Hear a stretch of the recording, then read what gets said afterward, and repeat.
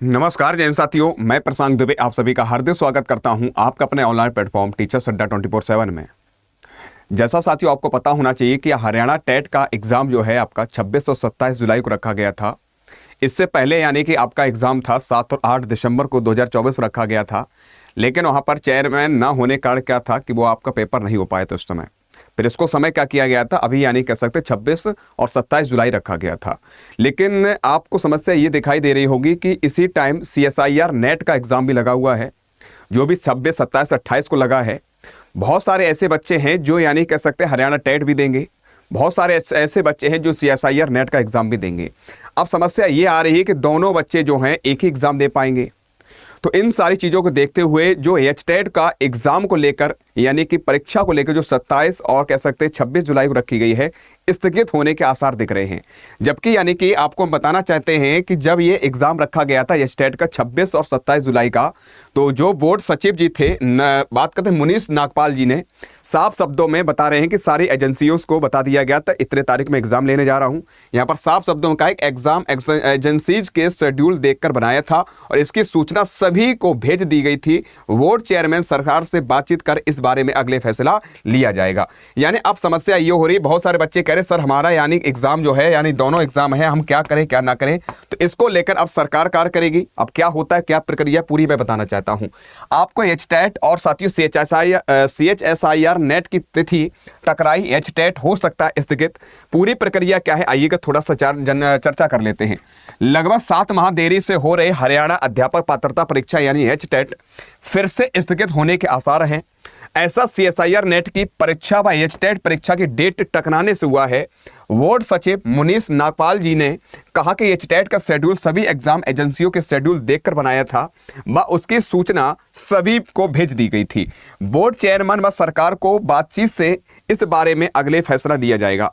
अब यहाँ पर कहा गया है कि हरियाणा विद्यालय शिक्षा बोर्ड द्वारा HTET करवाई जाती है, आपको भी पता है, जो कि यानी कि है परीक्षा 7 और 8 दिसंबर 2024 को रखा गया था। यानी जो आपके एग्जाम होना था HTET का आपका 7 और 8 दिसंबर के लिए रखा गया था, वो भी 2024 में। लेकिन कारण क्या था, उस समय इसलिए नहीं हो पाया था कि बोर्ड में चेयरमैन का पद रिक्त था।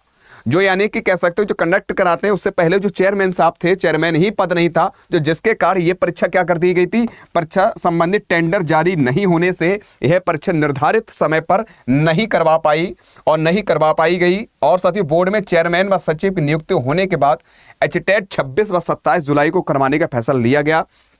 उसके बाद राष्ट्रीय परीक्षा एजेंसी ने CSIR नेट की परीक्षा का शेड्यूल निर्धारित कर दिया है। राष्ट्रीय परीक्षा एजेंसी 3 जून को नोटिफिकेशन जारी करती है और साथियों परीक्षा 26, 27, 28 यानी कि जो आपका 3 दिन यानी एग्जाम CSIR नेट का रखा गया है वो भी जुलाई को करवाने का फैसला लिया गया है। अब 26 व 27 जुलाई को HTET भी है और 26 और 28 तक बात करते हैं नेट की परीक्षा भी होगी। इस परीक्षा में वही छात्र होंगे जो यानी कैसे बहुत सारे ऐसे छात्र जो HTET भी देंगे, बहुत सारे ऐसे छात्र जो है CSIR नेट भी देंगे। अब दोनों एग्जाम होगा, जिन बच्चों ने दोनों फॉर्म भरे हैं अब उनके लिए समस्या उत्पन्न हो रही है। तो उसी को लेकर अब प्रदेश में 4 लाख से अधिक, कितने हैं 4 लाख से अधिक छात्र छात्राओं के सामने यह संकट पैदा हो गया है कि वे किस परीक्षा में बैठे, कि HTET दे कि CSIR नेट दे।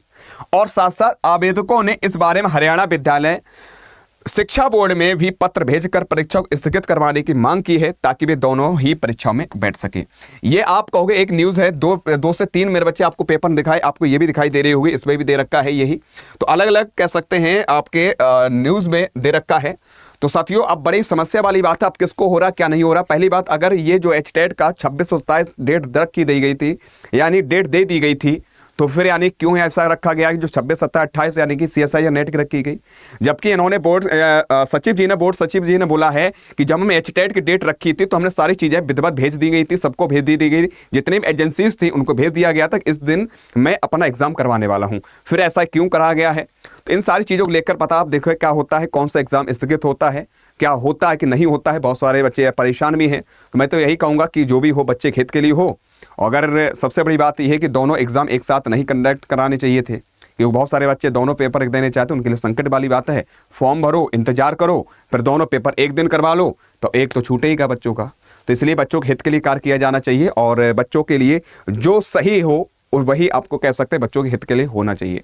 ठीक है, बाद बाकी जैसे इन्फॉर्मेशन आएगी तुरंत आपको बता दिया जाएगा। लेकिन आप सभी से मैं यही भी कहूँगा कि अपनी तैयारी को मत छोड़ना, मेहनत करते रहना है, क्योंकि आपका एग्जाम अभी ये नहीं कह दिया गया, स्थगित हो गया है, क्योंकि प्रक्रिया चल रही है, पत्र दिया गया है। अब देखो आगे क्या होता है क्या नहीं होता है, तुरंत आपको बता दिया जाएगा। लेकिन अपनी तैयारी को मत रोकना है।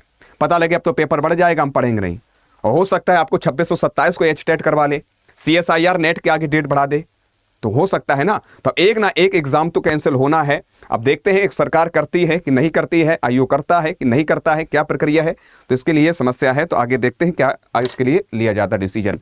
जैसे ही आगेगा तुरंत आपको बता दिया जाएगा। अगर आप चैनल पर नए हो सब्सक्राइब कर लो, और जानकारी सही लगी हो तो क्या करना है, यानी लाइक भी कर देना है। जय हिंद, जय भारत।